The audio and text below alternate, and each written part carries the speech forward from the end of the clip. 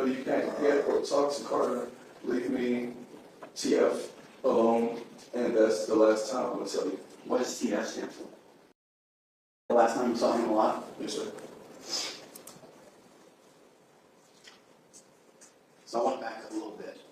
So, you took him to daycare. Did you have him that week? Yes, I did. Okay. Where were you living at the time? 230 Cape Circle off of Receiving Boulevard. And did he go to daycare that week? No, he did not.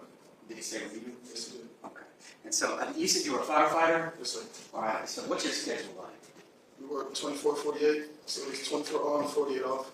Okay. So, if you were off, did you keep Carter home? Most of the time. Sometimes when I'm off, I work a part-time job, so I just pick up shifts elsewhere. But if I'm fully off, then say 50% of the times I am. And that Thursday, when that picture was taken, how was Carter? Carter was perfectly fine. Was he thrown up? No, he was not. Did he seem sick at all? No, he did not. Let me ask you this. Did he have any breathing problems? He did. He did? What kind? So he had like respiratory problems where he would like need a rescue inhaler or nebulizer at times. Okay. He said nebulizers, that's like a machine. Yes, sir. Okay. And when he would need that machine, what would happen?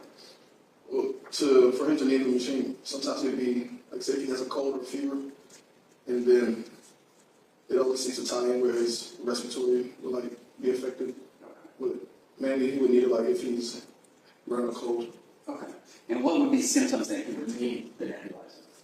You would see more like him kind of struggling to breathe a little bit, like kind of using more like auxiliary muscles. So he kind of be wheezing a little bit and like kind of struggling a little bit more to have a full breath. Did you ever give him? You would sometimes give him the truth. Yes, sir. Would she talk to you at all that weekend? We talked.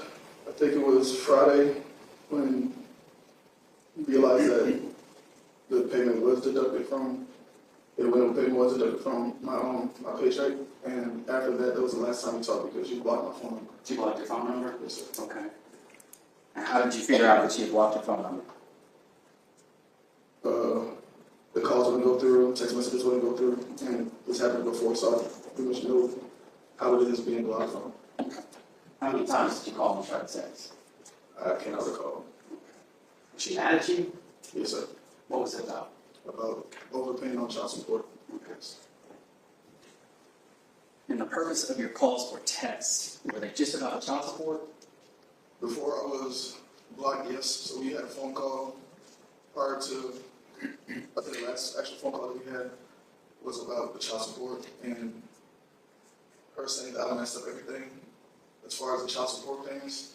And I'm like trying to figure out how I did that and not really understanding how when making a payment through the DFAX app and then having it deducted from my check, how did that mess up anything? And that's what she was mad at me about. And were you calling as well to try to speak to your son? That night I was. Okay, which night?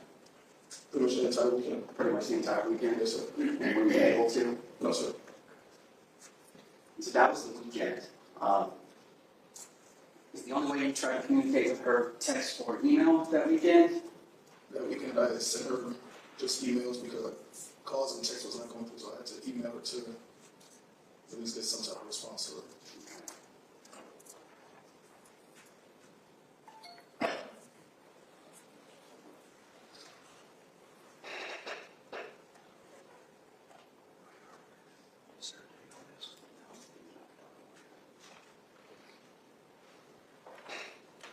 So I'm going to show you what I just showed the defense counsel.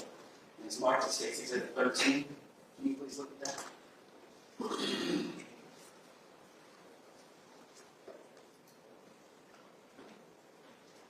You recognize it? Yes, sir. What is it? It's an email of me messaging Ms. Davis and an email of her replying back to my initial email. Okay, do you remember when that email was? Yes, sir. When was it? It was November 16th. November 16th, so that Monday? If I'm not mistaken, I think November 16th, or yes, it was that one. That Monday. And is this a fair and accurate representation of that email? Yes, sir. Is it a change or alternate anyway? No, sir. Your Honor, this time it offered evidence State's 13. As long as I can cross on it, I have no objection. It's a minute. So I'm going going to put it up on television and publish it. And that is behind you. So if you could turn around and take a look at it for me. So you said that you had texted her, or emailed, sorry. Is that correct? Yes, sir. And at what time did you email? 10:43. Okay, and she responded to you? Yes, sir. All right, can you please read to the jury what she responded to you? Stop emailing me. No, you can't get or talk to Carter. Leave me TF alone, and that's the last time I'm gonna tell you. What does TF stand for? And that's the last time I'm going to tell you. Yes, sir. So this is Monday. Do you have any idea what's going on, where Carter is with that? No, sir. Did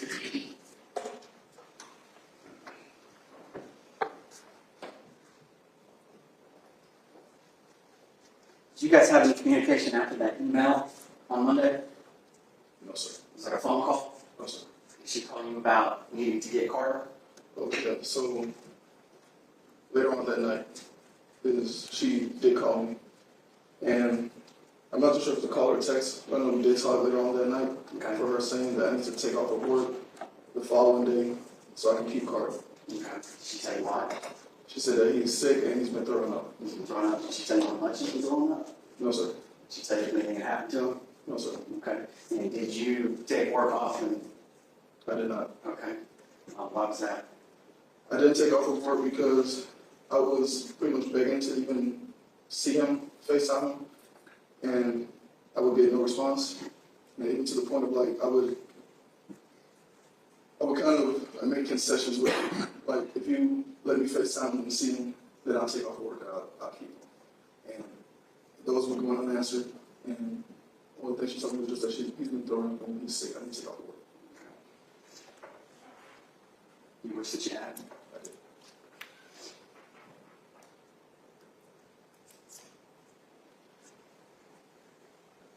Was that the end of your communication with her for the time being? We talked Tuesday morning when I was already at my part-time job, and that's when she told me that Carter was being rushed to the emergency room now and to get back. You remember what time that was? It was in the morning time, I said approximately 8 or 9. Did she say what was wrong? No, she just said that he's being rushed to the hospital. She didn't say what was wrong. Okay, and he was being rushed to the hospital. So where was your part-time job at that time? I was on the ambulance and Ambulance in Dublin? Yes, sir. Or EMS? yes, sir. Okay. So did you drop everything and head to the hospital? Yes, sir. And where was the hospital? It was Perry Hospital off of Watson. Perry, you thought you were on Perry, or was it Peach County? Peach County. Okay. Peach County. Did he say anything about who had taken him? If he went to a pediatrics office? I'm not sure if she did. Okay. So all you knew was that he was being taken from the hospital? Yes, sir. All right. And did you end up making it to the hospital? I did. When you got there, was Carter alive with it? He was already deceased at the time. She called me before I got to the hospital and told me that he was deceased. Okay. When you got to the hospital, what did you do? When I got to the hospital, I came through the emergency bay, the ambulance bay, and they led me to the waiting room that was kind of off to the side. And that's when I saw Kianna and Kiyon there. Were the police there? They had hospital police staff in the waiting room. How long did you stay at the hospital? We had to wait a while before we could actually go see his body. And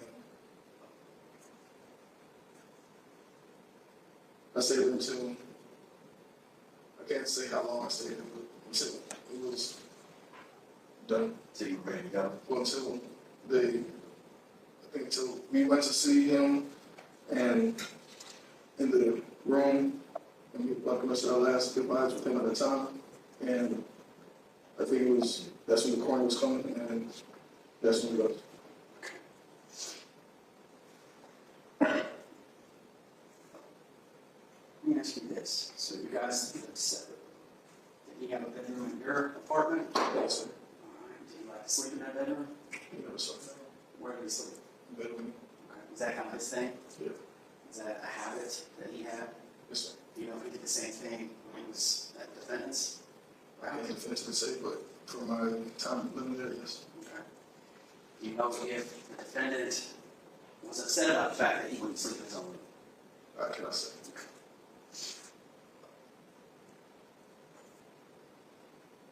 You know, Kianna wanted you to break that habit? Yes, sir. Okay. She spoke to you about that? Yeah. Okay. Did y'all have a funeral for Carter or a service for him? We had a viewing at the funeral home, and then we also had a balloon release pretty much at the fire station and stuff like that. Okay. Do you recall where the viewing was? McCullough Funeral Home, Rockville Hospital. Was the defendant there? Yes, sir.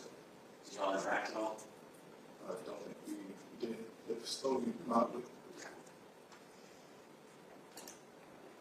You said there was a balloon release? Yes, sir. When was that done?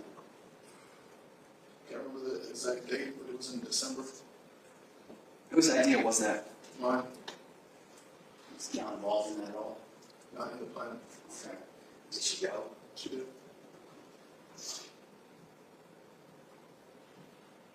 Did you have to make her go? I don't think I made her go, but I suggested it. I would like for her to do it. So, after the balloon release, do you remember when the balloon release was? The exact date? Yeah. I don't remember the exact date, but I have pictures I can look back. Well, I mean, so did the viewing happen first? Yes, sir. Okay. And then there was a balloon release? Yes, sir. It was a few days, a couple of weeks later. I'll say maybe 2 weeks later, 2-3 weeks later. And did you and the defendant stay in contact after that balloon release? Seldom. Seldom?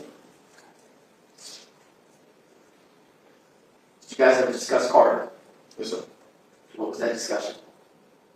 Just in the time frame after that. And most times, if we were to discuss Carter, it'll mainly be pertaining the happenings of him not being here, or the investigation and the prolonged autopsy results. It would mainly be something around that basis of what's going on with the case. Okay. And any time did you have a conversation with the defendant about Kiyon Benton's potential involvement? We had one interaction where it was when we got the preliminary autopsy results back, and when we got the preliminary autopsy results back, the preliminary results said lacerated liver, and I was a little mad, angry, and I was on the phone with her, and she got the results as well. And I told her, I said, Kianna, I said, if something comes back that said this guy did something to my kid, I don't know what I'll do. How did she respond to that? She responded by pretty much telling me, she said, how can you even say something like that? He would never do nothing like that. And he was even a better father to Carter than I was. Was she mad that you said that? Our tone, yes. Did she cuss you out? That's all she said. You guys talk more about the situation than just that time, right? So, I mean, have you guys had other conversations? Yes, we about have. what happened? Not about what happened, but we've kept some of the open contact, but we never really talked about what happened. Well, but did she ever say what she thought happened? No, Did she ever blame Kiyon? no. Did she ever get mad at you about the fact that it happened? Listen, What happened there? What was that? it was a conversation we had where she stated that I should have been there to take care of him. I should have took off work and I should have had him. And if it wasn't for that, this whole thing would have happened. So because you didn't take off work to take care of Carter, none of this would happen? I don't know, possible.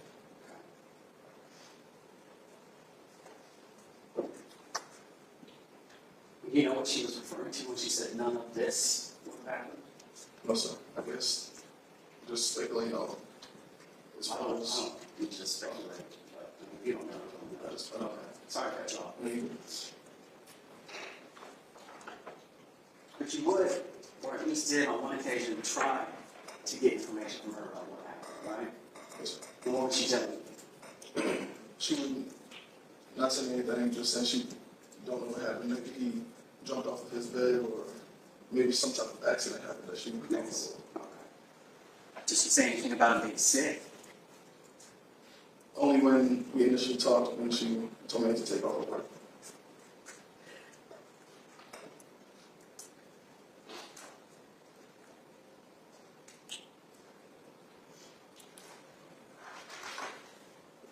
Is that weekend, is that the only time that she had kind of refused you access to him? Yes, sir. Because earlier you said that, I think you said that you knew you were blocked because it happened before. But that was the first weekend where you weren't just blocked, but you couldn't even see the card. That was when I was blocked for an extended time. Most of the time that she blocked me would be for a couple hours or not even a day.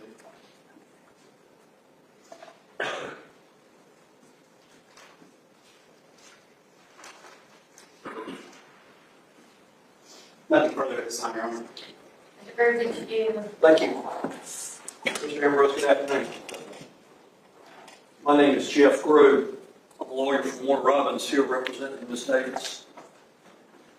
Let me ask you a few questions if I may. I'm sorry for your loss. Okay.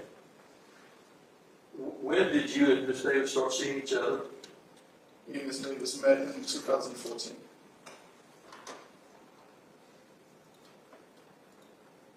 Were you with the Warren Robins Fire Department at that time? Before we met, no, I was in the hiring process You were in a hiring process? when we initially met. All right. And where did y'all meet? Did y'all meet in Warren Robins or somewhere else? We met in Warren Robins, All right. And when did you go to work for the fire department? 2014. At some point in time, y'all moved in together, is that right? Yes, sir. When? 2017. 2017? Okay. And y'all moved into the Sandpiper apartment, is that right? Yes, sir. And that's off of Russell Parkway in Warren Robins, is that correct? Yes, sir. When y'all moved in together, was it just you two? I lived in an apartment first, and then she moved in after she was pregnant. All right. And was she teaching school then? No, she was not.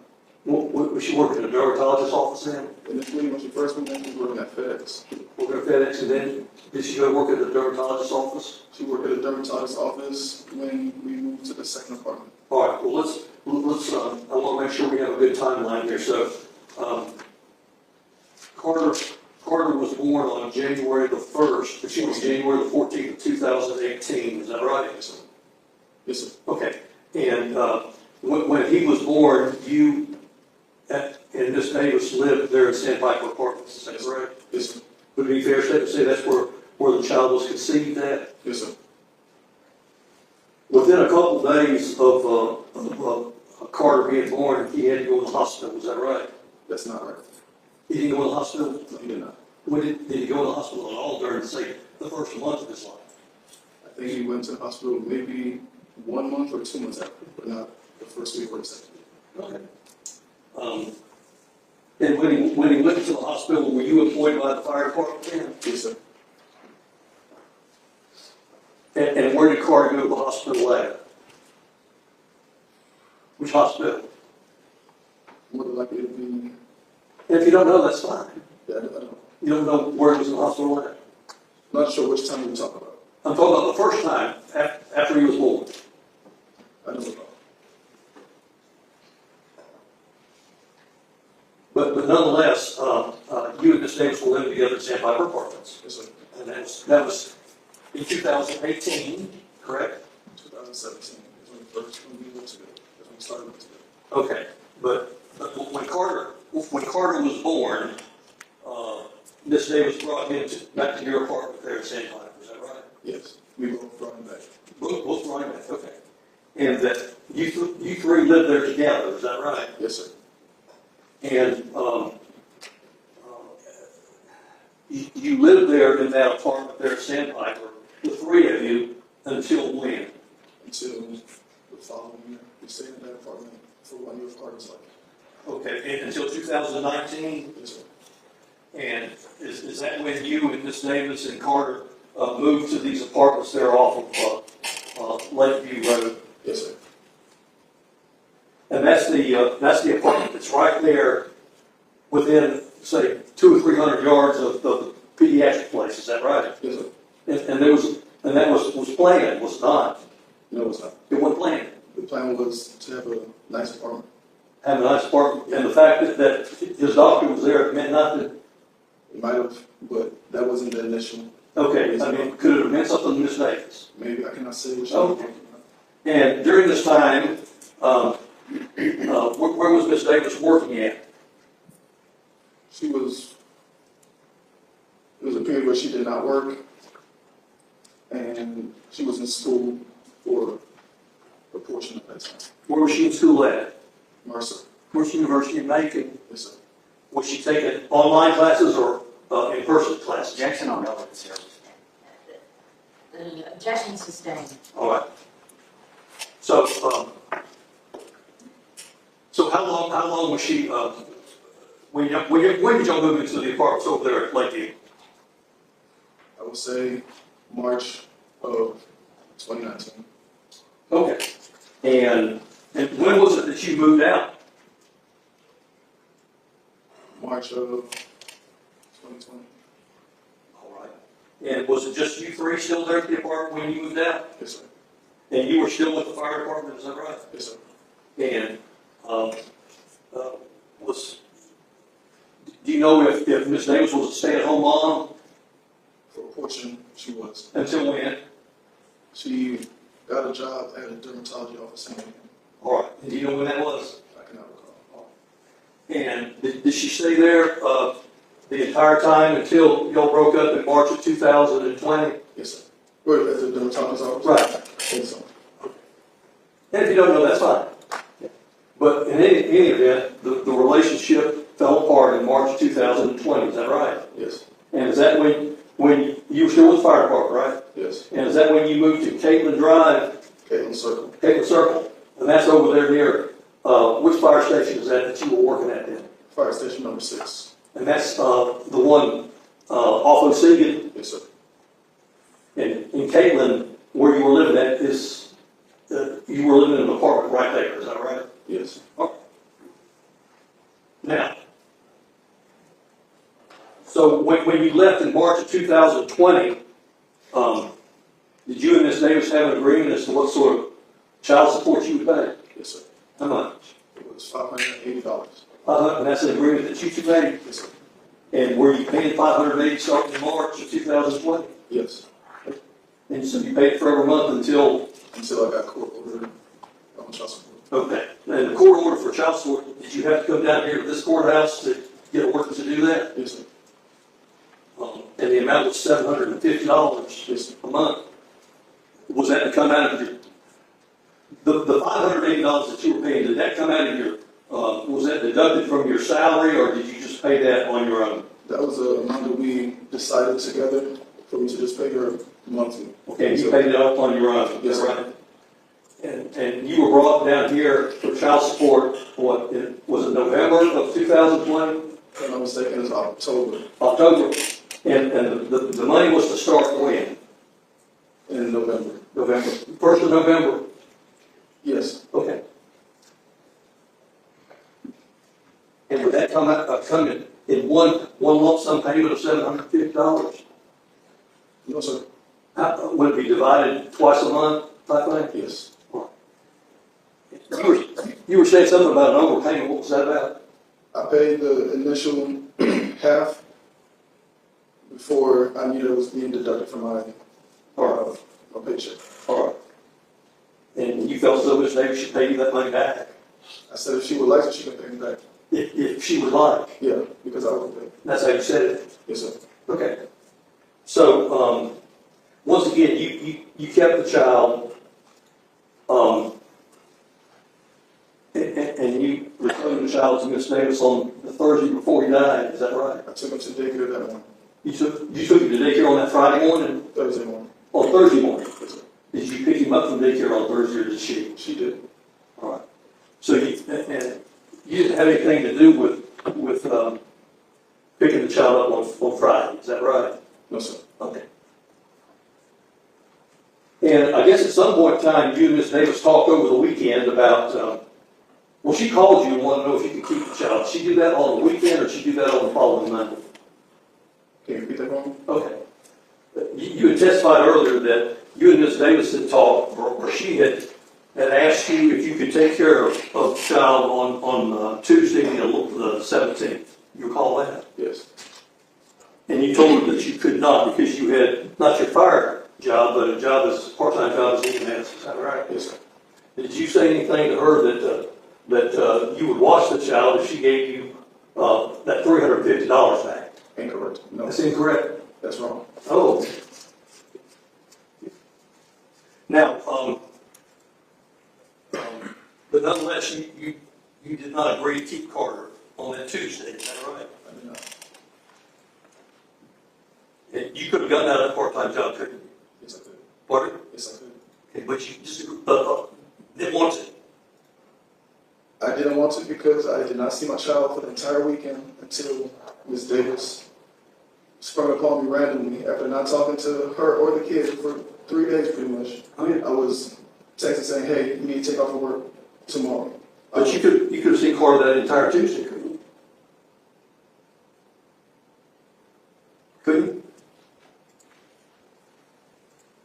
Yes, I could. But because you and Miss Davis were being disagreeable with each other, you drew the line in the sand. Is that a fair statement? She drew the line in the sand when she told me, I can't see my child, I can't FaceTime my child. That was a line in the sand. Well, she offered for you to be able to see the child the next day. After he was sick and about to die. Okay, all right. Well, how did you know he was? Did that go into your thought processes that you knew he was about to die? No, sir.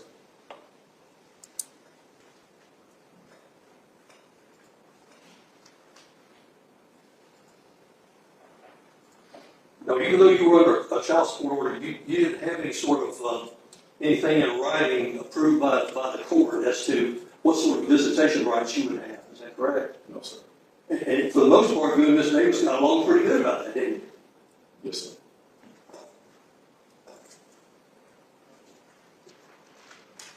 Just a second, Charlie.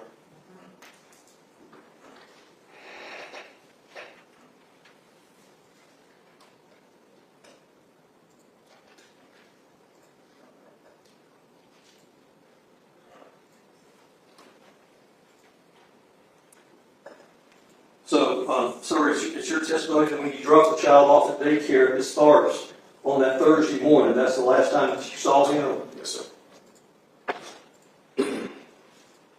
How many other times did Miss Davis refuse you over the months to be able to see the child? She would not. Pardon? She would not. She would not. No, sir. Did she ever refuse you FaceTime before? No, sir. So this was the only time? Yes, sir.